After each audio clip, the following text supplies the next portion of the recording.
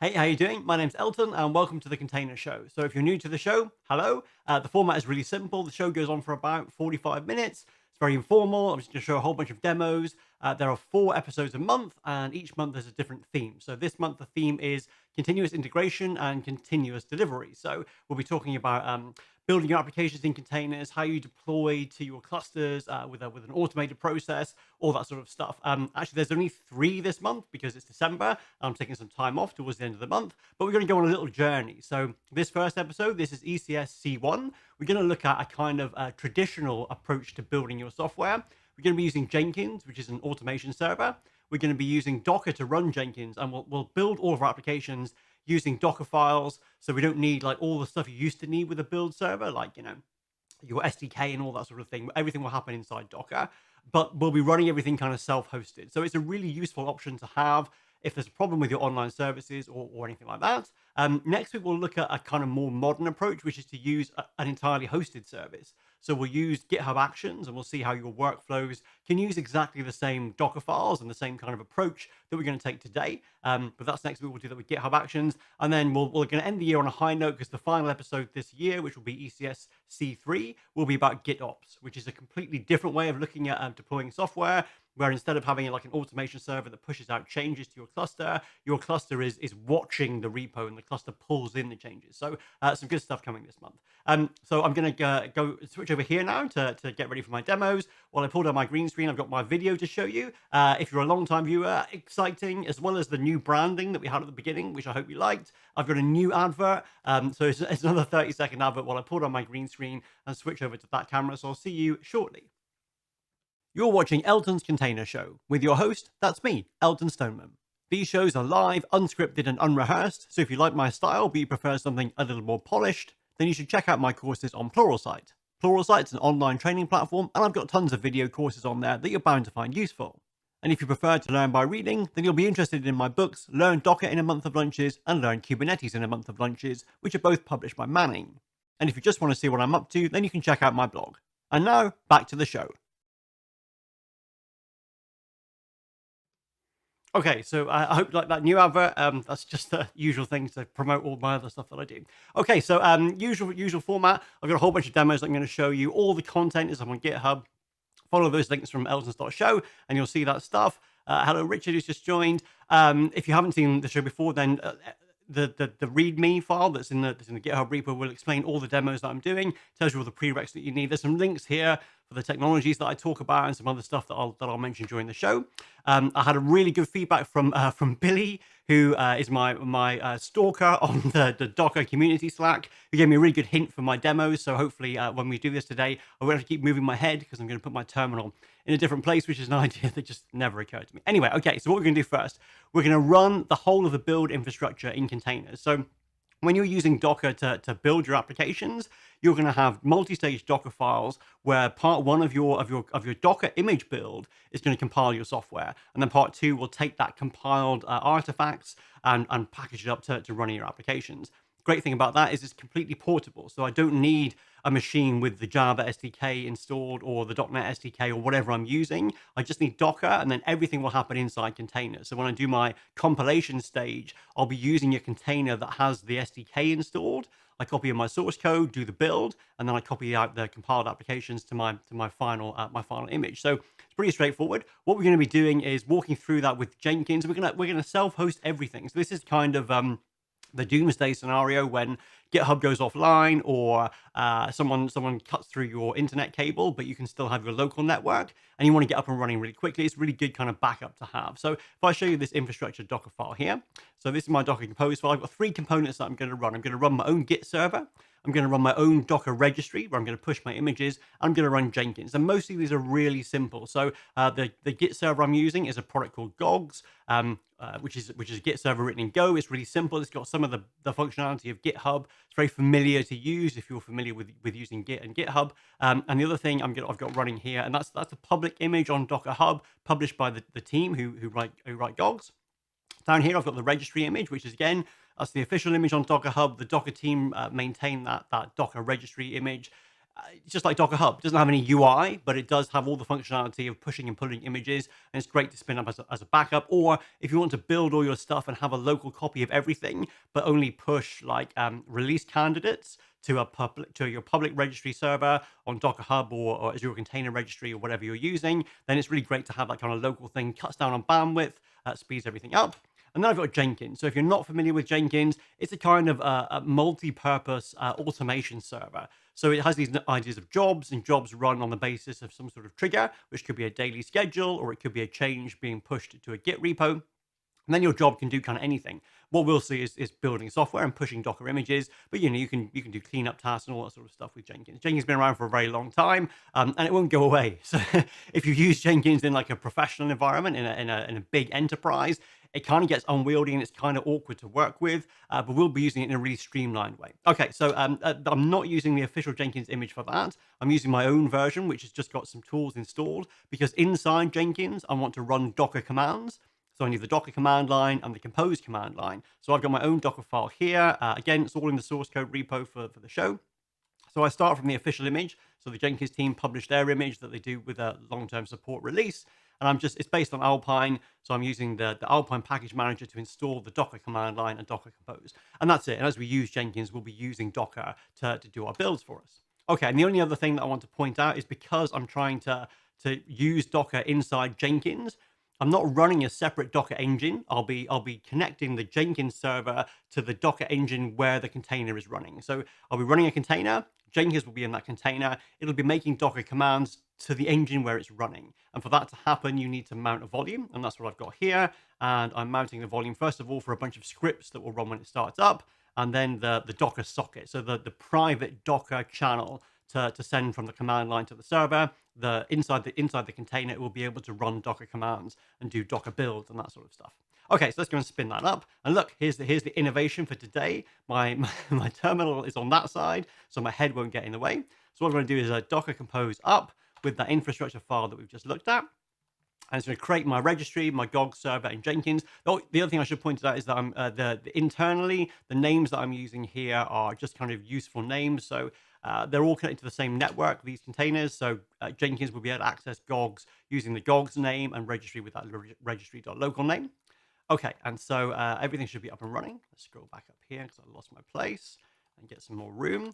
The registry server, the open source registry server, I'm running everything in a really simple way. So I'm just running plain HTTP, no credential management, no security. All of these things can be secured. They can all be put behind a reverse proxy. They all have support for that. So if you are looking at doing this inside your own environment because you want to own these parts of your infrastructure, this is the basis, but you can layer on all that stuff on top. I'm just doing things in a really simple way to start with. So what we've got here, I say to start with, I'm not doing any more today. I'm just doing the simple way. I want to show you the workflow, not the production way of doing things. So I've just made a curl command because the local registry doesn't have any UI, but it does have the API. So I can look at the catalog, and there are no repositories in there right now, no images because I haven't pushed any images. Okay, now if I browse to localhost 3000, this is GOGs. Let me just open on my other screen, so I'm going to bring that in here. GOGs is this really lightweight server. So it's a Git server. You can use SSH and you can use HTTP to publish everything to it.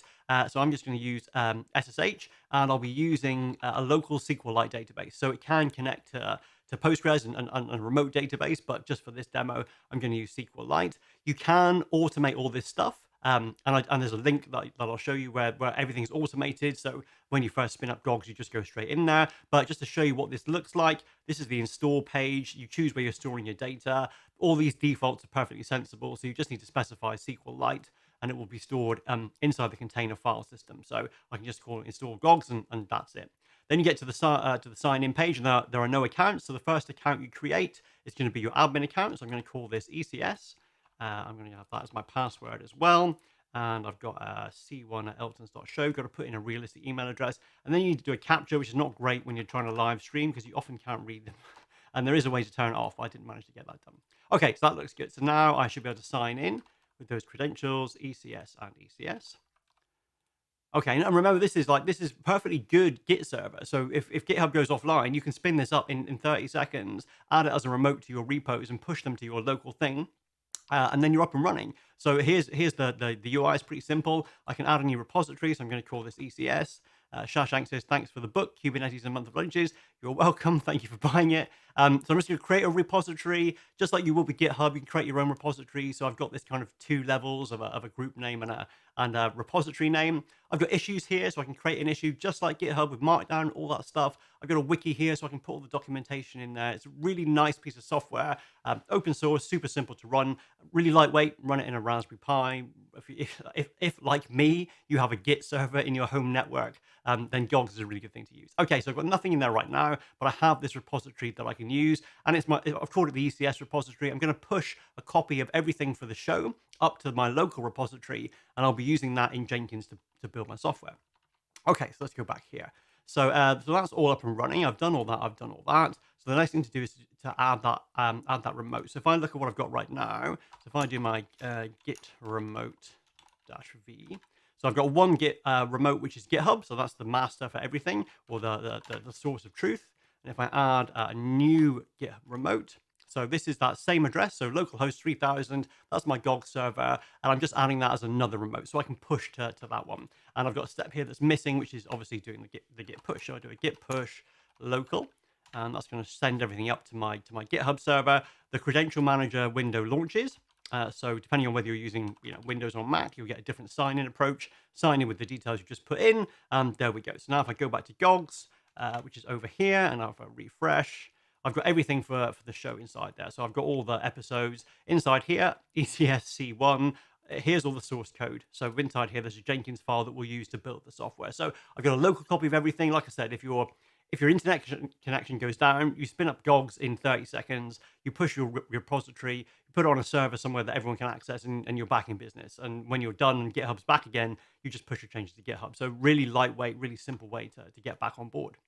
Okay, so everything's running. So I've called that the kind of infrastructure. It's all the systems behind my builds process. Really, if you are interested in how you can automate all this stuff, so you don't have to go and click and set all that stuff up. If you watch episode 10 of my the live stream of my book that I did, my Learn Docker in a Month of Lunches book, that link will take you to episode 10, where I have a similar setup. Everything is automated, and you can see how all that's put together. Okay, so let's get on to the real part here, which is actually building my images. So I've just done the kind of groundwork. I've got all those services running, and I can plug them all together now. I've got this really simple application that I'm going to run. It's a distributed app with 3 components. There's a website and 2 REST APIs. They're all written in different languages. They all work together to provide this application, which is a wrapper around NASA do this API that you can use called the Astronomy Picture of the Day. And it just wraps around that, and it shows you a nice picture that comes, there's a constellation in there that someone's colored in. It's all pretty nice to use. There are 3 components. There's this access log component, which is Node.js. So the pattern here, if you're not familiar with this, these are multi-stage Docker files.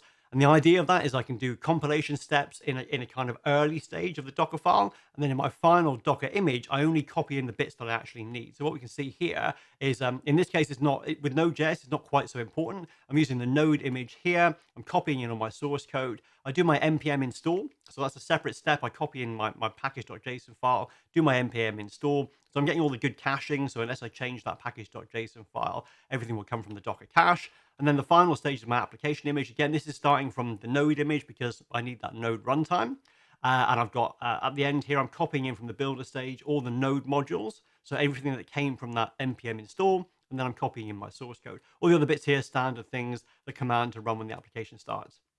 I've also got some labels in here for metadata. So I'm tagging my image. So as the image of your Docker image is effectively a zip file with the file system for your container when it starts up, but it also has a bunch of metadata like which ports can be published, the command to run when you start a container, and labels. I'm going to add a build number label and a build tag inside here. So these are all kind of inside my Docker files, and I've got defaults here. So I'm specifying these defaults. Build number 0, build tag is local. So if somebody does a Docker build, then it'll still work and they'll have some sensible defaults. The idea of this is it's an audit trail. So when I build these things in production for my production deployment in Jenkins in my build server, then they'll have real build numbers, real tags. So from the image, I can track back to see exactly what went into that image. Okay, so Node isn't a great example of a multi-stage because there's no compilation because it's an interpreted language, but Java is a better idea. So here we really see the pattern. So I'm using Maven in the first stage. Maven is a Java build system. So I'm doing my dependency fetching here. So this XML file has got all the dependencies for my application, all the stuff that I need, all the other libraries that I use. And that dependency go offline is going to bring everything into my application here. Then I'm copying the rest of the source code and running Maven package, which will compile and build my application and give me like a final jar file, which is that binary with everything my application needs.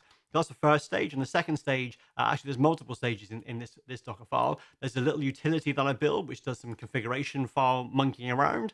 So I do that in another stage. And then the final stage is the actual application. And that's based on a different image altogether. That's based on OpenJDK, a slim version of the image. So the previous images that had Maven installed and the JDK, I don't need any of that for my actual runtime image. I don't need that to run my Java application. So I'm using a nice slim image for my actual runtime. I've got that same approach there with those labels.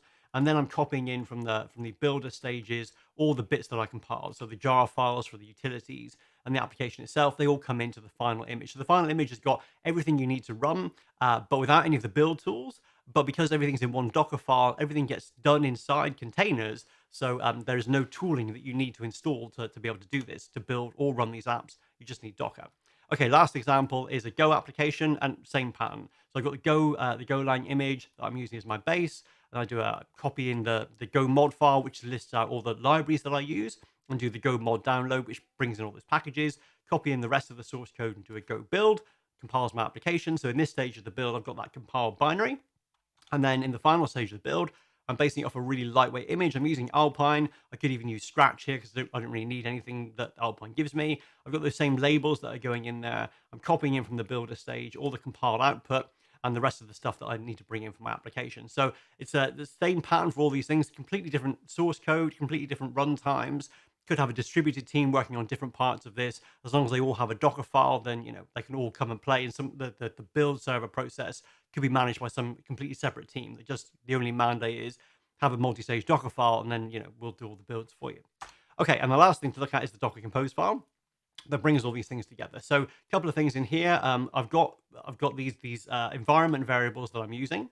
So if there's an environment variable called registry, then that will become the first part of my image name. And if there isn't one, then the default will be docker.io, which is just Docker Hub. So that is the default. Then the next part of my Docker image name. So your Docker image name is the registry address, then your user account in the registry, and then the image name itself, and then the tag. So the next part here is a user. And again, if there isn't an environment variable set for that, then it'll come from the environment variable. And if there isn't, then it'll just come from this default, which is sqlite, which is my account. Then the name, which is access log, and then the tag. So I've got these variables inside here, again, to make this all kind of multi-purpose. So a developer can come in here and do a Docker Compose build, and it will build with the defaults. It will build for Docker Hub, and it will build with my sqlite account. And if you're me, then I can push to that as well. And when I'm running in production, I'll use the same Docker Compose file. When I'm doing my build, in production, I'll use my Docker Compose file, my same Docker files. I'll have environment variables set up in Jenkins to provide a different registry, my local registry, a different username, and my build tag. So everything kind of filters through, but it's one set of artifacts. So I'm not having completely different workflow for developers from my actual CI process, which is kind of what tends to happen, and things get out of sync, and it's no fun at all. Okay, so this keeps everything in sync nicely. Then I've got the build context, which is just telling Docker Compose where to find all the files for each of these images, and then the ports and the networks. If you're not familiar with this syntax here, which is an easy syntax not to be familiar with because it's kind of horrible, this is these are kind of variables that you can include inside YAML. So up here, I've got these arguments defined, build number and build tag, which filter into the labels for the images. And again, I'm using defaults here. I expect to find a build number environment variable and a build tag environment variable, which get populated for me when I run in Jenkins. If I'm not running in Jenkins, then it'll just use those defaults. This defining it with the colon here and the ampersand here and the double left bracket, double chevron, and the asterisk here. That's just saying take this lump here and put it into all of my images. So all of them will have the same definition there. Okay, so that's my build file. Now I can build that locally. Let's clear this down. I'm loving the fact that my head's not in the way. That's great. So now I can build everything locally in from my source folder. So that's the Docker Compose file we've just looked at. I've built all this stuff before, so it should kind of come from the cache, should be super fast. Yep, so that all looked good. So I've got my jar file there. I saw Node coming through. So each of my components have been built. I've now got 3 packages. And if I look down here, you'll see it's been tagged as 6-eyed image of the day. So it's used the default Docker hub as the registry address because I didn't specify one in my environment variables. It's used 6-eyed again as the default. And when I run this in Jenkins, I'll have an environment variable to use a different image name from the same build. Okay, and if I go look at one of those images, so let's clear this down and do a image inspect. I'll get a whole ton of stuff here. All these inspect commands spit out a load of JSON. Way up here somewhere, I've got those labels. And just to see that the defaults have worked correctly, all of those images will have the same label. So I can see from the image that the build number is 0 and it's local, which means it's the result of a developer or someone just doing Docker Compose build. It hasn't happened as part of the build environment that supplies the actual values for the ongoing build process. Okay, cool. So that's all looking good. So let's close this down. So that's how the build works when I do it manually. I've got everything that I need to do this stuff in Jenkins now. So we check Jenkins itself is up and running. So I've got my, when Jenkins spits out an awful lot of logs, but the thing I'm interested in is down the bottom here that says Jenkins is fully up and running. So that's good. So I'm going to browse over to Jenkins. Before I do, we'll have a look at how Jenkins is set up. So Jenkins is pretty much automated as part of my Docker Compose up command that I did first of all for my infrastructure compose file. Mounted those volumes. So I mounted one volume for the Docker socket so that the Jenkins container can talk to Docker. It can run new containers. It can do image builds, whatever it needs to do. And I've also got another volume that loads in these scripts. And they're groovy scripts, which is this kind of odd scripting language, odd choice of scripting language, but it's Java compatible, but slightly easier to read. All this does, actually, this admin.groovy just creates an admin username with the default username and password. And all the rest of that stuff is just setting that up in Jenkins. And then I've got this plugins.groovy that installs some plugins for me. So if you're not familiar with Jenkins, it's a really basic server when you install it. And then most of the functionality comes from plugins. So if you want to be able to talk to a Git server, you need the Git plugin. If you want to be able to define your jobs in a declarative language, then you need this pipeline plugin, which is called Workflow Aggregator. So this just sets up everything that I need to have a nice kind of clean Jenkins install without a whole bunch of plugins kind of cluttering things up. Okay, so that should all be up and running. I should now be able to browse to Jenkins here. So that's looking good. So ECS and ECS are the username and password. If we go in here. Okay, I don't want to do any of that stuff. I'm going to close that down. So I've skipped that, so I should be able to start using Jenkins straight away. Okay, so that's good. So that's looking good. I should already have all of my pipelines installed and everything ready to go because that's all part of the script that went in there. So I'm going to create a new job. So new item. So here's my pipeline here. So all these things are kind of pluggable. So if I hadn't installed some plugins, I wouldn't have all of these options. So I can see that my automated setup has worked correctly. So let's call this ECS-C1. And I'm going to use a pipeline. And again, if you're not familiar with this, don't worry too much. I don't want to get into the details of Jenkins particularly. I've got a very highly rated Pluralsight course that covers that if you are interested in that. But if you're not, then just think about the workflow. I've got an automation engine here. I'm just configuring it to run some stuff on a schedule. So what I'm going to do here is I'm going to trigger it to run periodically. Let's zoom in so you can see what I'm doing. So I'm going to run this daily. And I'm also going to poll, I could also poll SCM and poll my GitHub repo, my Git repo if I wanted to, which I can do every minute, 3, 4, 5. Okay, so the purpose of this is really important. If you're, whatever your build system is, you want to have that periodic build as well as being triggered from a change to your source code, because a change to my source code, that's going to happen either as the result of a webhook that tells Jenkins to do a build or by polling Git to see if there are any changes. That's fine. So if someone makes a change, they push it to my Git server and that triggers a build. Everything's up to date. That's fine.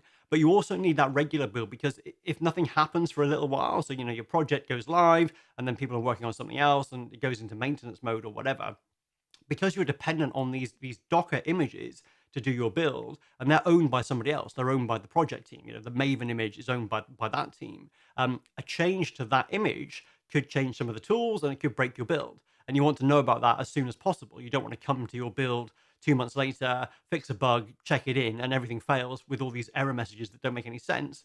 And it's really hard to find out why, because it's down to a change to your SDK image from 6 weeks ago, and it's hard to kind of find that out. If you have these daily builds, then if something changes in the tooling that you're using, which is now all containerized, then you get kind of immediate knowledge of that. Okay, so now the next thing to do is so I'm telling Jenkins to do this every day and to poll SCM. And the next thing to do is tell it what to do, and it's going to find this pipeline script from my source code. My source code, I'm going to use Git because that's what I've installed. And then I need to put in all the details. So inside here, back to my, my cheat sheet here, I've got the repo that I'm using.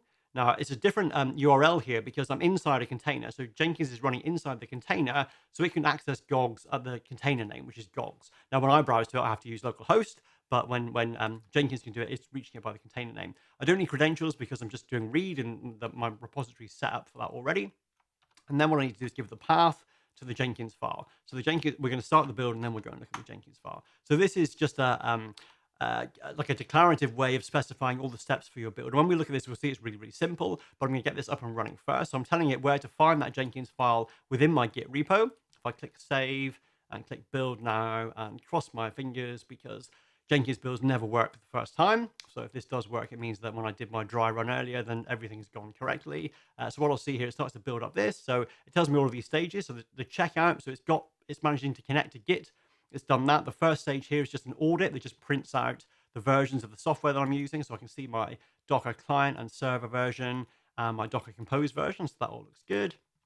And then the build step. And if I look at the builds here, we'll see there's a whole bunch of stuff which is very familiar because I'm running that same build command using my Docker Compose file. The big difference here is when I've done the tagging it with registry.local/ECS. So those are the different parts. Those are the variables that come in from the Docker Compose file from environment variables. So, okay, that looks good. So it has worked, but, I've cheated because I already knew it was going to work because I tested it beforehand. But equally, even though I did test it, I would not be surprised if it had failed, and we spend the rest of the session debugging why. Okay, so this is what it's actually done. It's built this Jenkins file here. And again, don't worry if you're not familiar with Jenkins. The whole idea of this is it's a structured way of defining the steps of your build, but you're only interested in the structure. Like the actual work is all going to be done for you with Docker. So what I'm doing here is specifying my environment variables. So use my local registry when we're building these images with my local username. So that's gonna, when I push that to my local registry, it'll be /ECS. And then I've got this audit stage that just runs Docker version and Docker Compose version. Really nice habit to get into because it takes no time, doesn't add much to your build, and you're building up this trail of all the tooling that went into your final image, so that again, if there is a problem somewhere down the line, you can say, well, hang about, this was built with a new version of Docker and it failed, and perhaps that's why the previous build, the source code hadn't changed, but we were using a different version of Docker, something like that.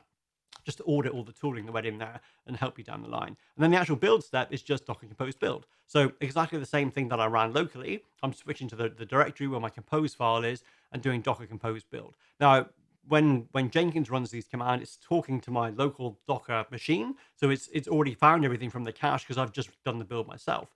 But I could be running this on a separate server and it would have its own build cache, and we could have a huge RAID array in there, so I could keep my image layer cache as long as I needed.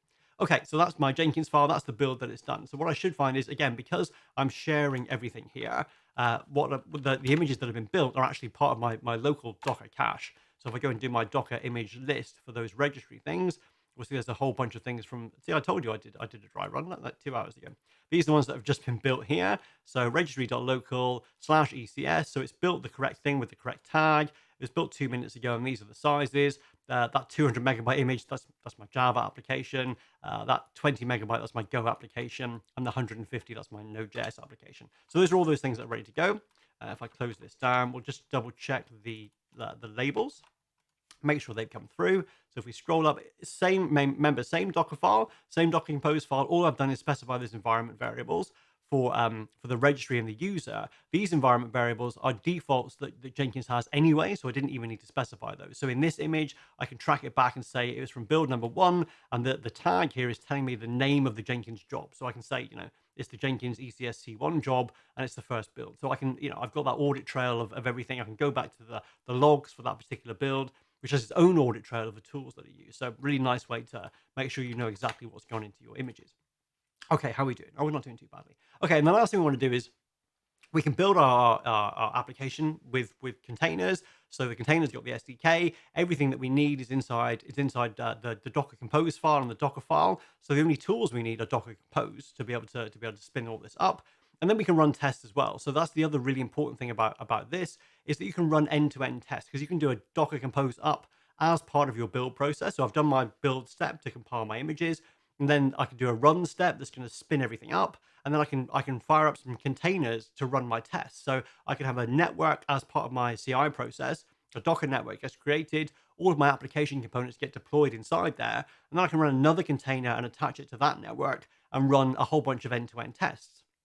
And they can be real, genuine tests, like Cucumber style tests that an end user has written, because you can access all those different components. You don't have to publish any ports or anything like that, or have people checking the results, because that can all be baked into your application code and your testing code. So I've got a really exceptionally naughty example of that. Let's close this down.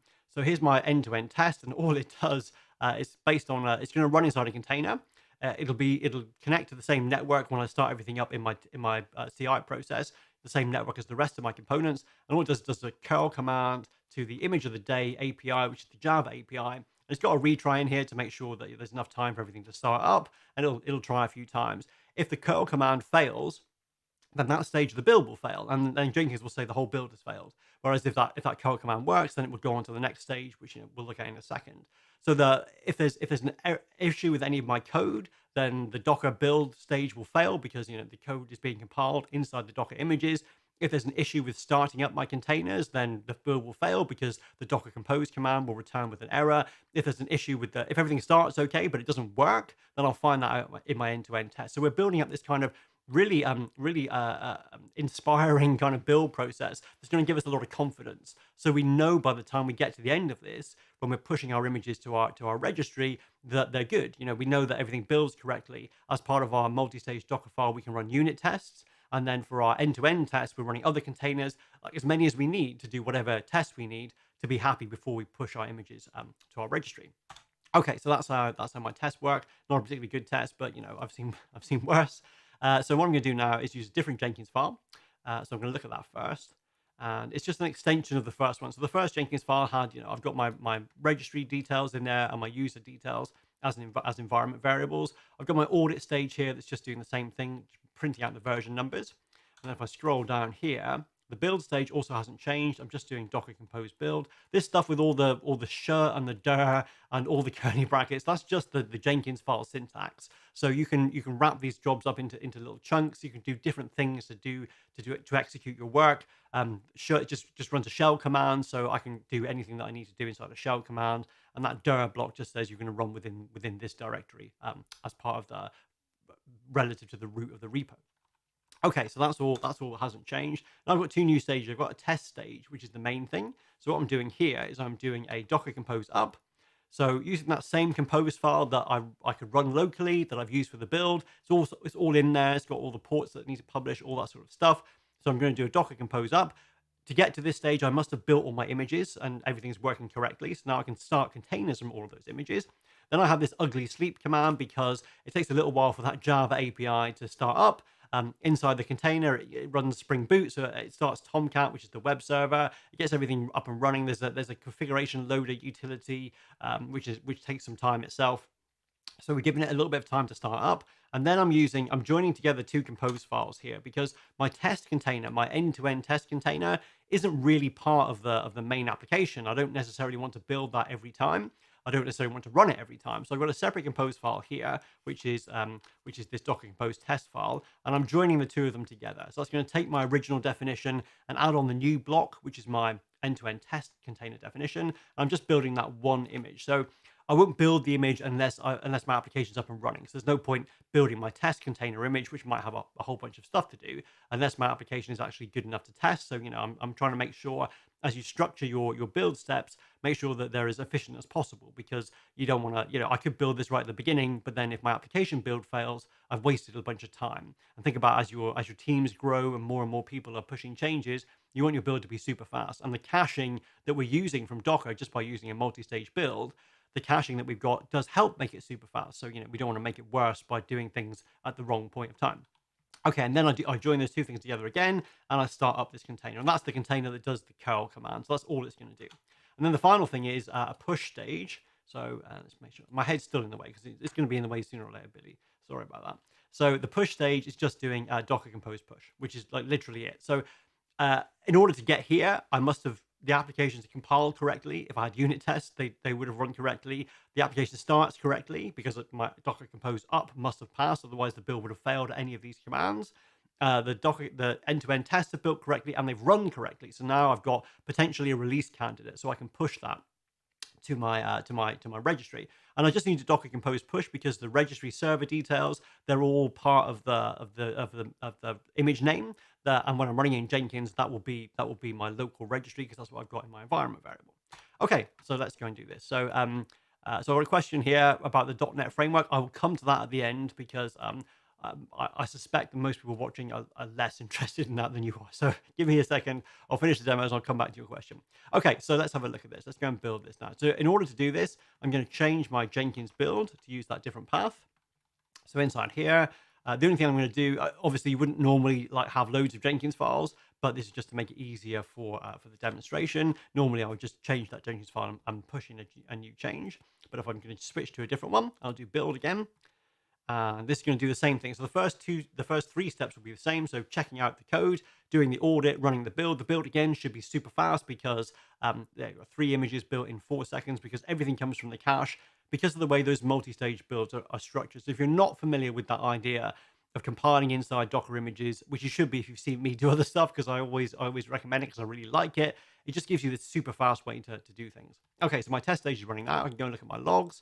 So I'm doing my Docker Compose up here. So it's creating all these bits and pieces. Now I've got my sleep. So this is the thing that's taking the time. None of the Docker stuff takes the time. The application inside there, it's taking a little while to start up. That's why I have my sleep to give it time to be up and running. My test has passed. So if I scroll all the way down here, I can see this is the output from my API. So this is the JSON that comes back from my image API with the details of the image to show. So that must have worked. If it hadn't worked, then curl would have come back with so curl comes back with exit code 0, which means everything's okay. Non-zero exit code bubbles up from the container to Jenkins. Jenkins fails that build step, which fails the build. So anything goes wrong at any of these stages, then I know exactly what it is. And then the push has succeeded there as well. If I look at these logs, then it's been pushed to my local registry, which is also running in a container. So Jenkins is fetching the source code from my Git container, my Git server that's running GOGs, and it's pushing the final images to my local registry server. And they are potentially release candidates because I know they've been tested and everything's kind of working well. Okay, so that's all looking good. So let me go and check those again. And again, because I'm using the images that are being built are on my local machine, I can do a Docker image inspect to see that we've got the new version.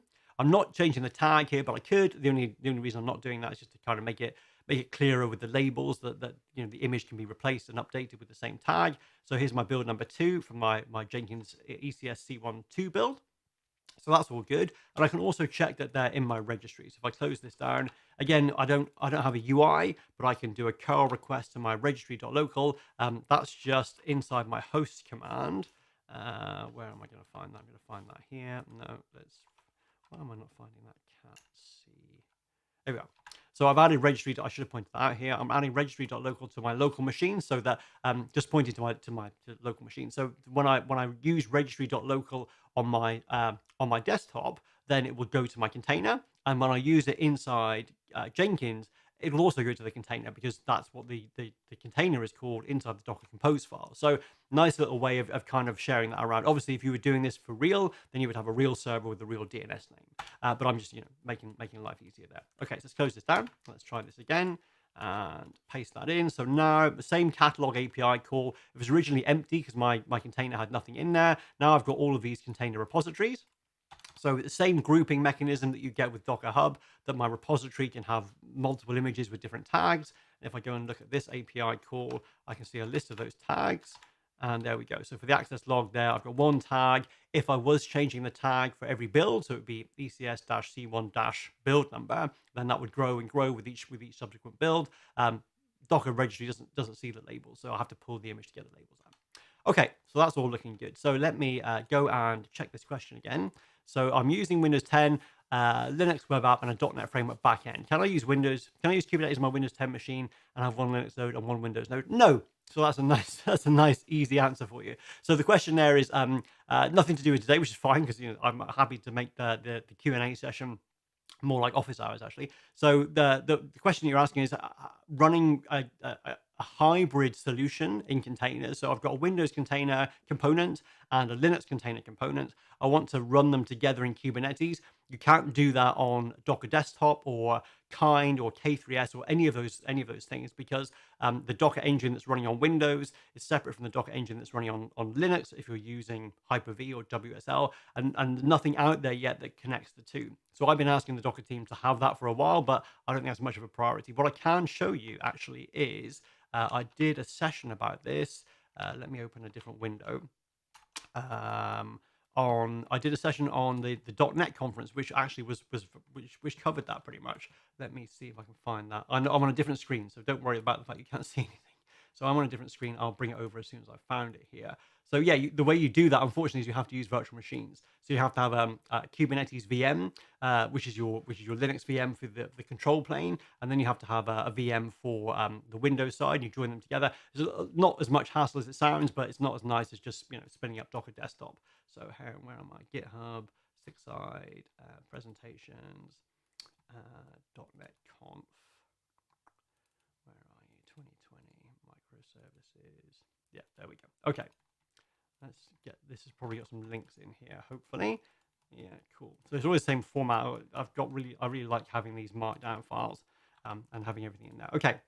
So if you go, so the person who asked that question, who is using the name Blop, which I assume is not your real name, if you go to this link here, then I do that in that session. So that's the .NET conference, online conference. I presented a couple of years in a row now. I do that. I show you how to spin up a Kubernetes cluster, which is using virtual machines. So you can have your control plane running in a Linux machine and a Windows machine for your Windows nodes, and then you deploy your Kubernetes manifests. The only difference is that you give Kubernetes a hint to tell it that this is a Windows container, so it should run on a Windows node, and this one needs to run on a Linux node. And then that kind of networking spans the entire cluster, so your Linux front end can talk to your Windows backend, and that's all cool, and that all works in the usual way. So yeah, check out that link there, which I would love to be able to pronounce for you, but I'm not going to. And the details there are all on my GitHub repo as well, which probably linked to at the end of the session there from YouTube. Okay, cool. So if there's no other questions, then that looks good. So next week, so what we've seen today, like I'm running Jenkins, I'm running my own Git server, I'm running my own registry. You might get that in your organization if you like to have everything like located in your data center for data locality reasons or legal reasons or whatever. It's a nice option to have. I'm running it in a really lightweight way, but of course you can have volumes to store all of your data outside of your containers. You can encrypt everything with TLS. You can have a reverse proxy in front of everything. You can have real domain names for everything, and make it all production grade. There's no reason you can't take this approach and make it suitable for a data center. I've just done an easy version here. And we're going to have I'll answer that question in a second. And next we're going to evolve that because mostly actually spinning up Jenkins, spinning up your own Git server, most people don't want to do that. It's really useful to know that how easy it is to do that as a backup option. But nowadays I'm just going to go to GitHub and I'm going to use GitHub Actions because it's free and I can do something really similar. So the workflows that you build in GitHub Actions, the workflow syntax replaces the Jenkins file that we've seen. GitHub replaces Gogs, GitHub replaces Jenkins. You can still use Docker Hub or you can use GitHub repository to store your images. So we'll look at the same workflow next week, but with GitHub Actions where everything's hosted, but we don't have to change any of our code. The Docker files won't change, the compose files won't change because everything is kind of that's the core part of the build. And we're just using the engine, the workflow engine to schedule it and to kick it off really. So that's why this thing is so nice and portable. So Shashank's asked, am I writing a book about Helm? No. So there's a chapter about Helm in the Kubernetes book. So Learn Kubernetes in a Month of Lunches. I've got a whole chapter about Helm. I cover Helm in what I think is a kind of authentic amount of detail. So enough detail for you to be using it and to make sense of where it fits in. But there's a real kind of split. Some teams never use Helm. So you can spend your whole career using your whole Kubernetes career and never touch Helm, and other people use it in all their projects. So, it's not something that you see everywhere. So I think having enough knowledge of where it fits in, which you get from the Kubernetes book, is really useful. Personally, I wouldn't want to drill down and write a 400-page book about Helm. I am talking to Manning about another book, and I'll as soon as I've got some information, I'll share that with you. And Git also, I don't know actually what they've got. The Month of Lunches series, not just me, obviously. There's a whole bunch of people writing that stuff. Manning do some really good Git stuff, so you can check that out as well. Just go to manning.com. and they have a breakdown of all of their series. So you'll see the month of Untitled stuff. Okay, so there you go. That's about it. 45 minutes. That's not too bad. So I hope that was useful today. If you're familiar with build servers, but you don't know how that fits into the Docker world, hopefully you've seen how that maps out now, and how putting everything inside that Docker file just simplifies everything, which is like super cool. And next week we'll take a kind of evolution of that. We'll keep the Docker files, we'll keep the compose files, but we'll see how we can do the same thing with GitHub without having to manage our own infrastructure, which is obviously where people want to get to nowadays. So thanks very much for joining. So my name's Elton. Remember, eltons.show will take you to the homepage where you can see all the stuff. And I hope to join you again next week. So thanks for coming along.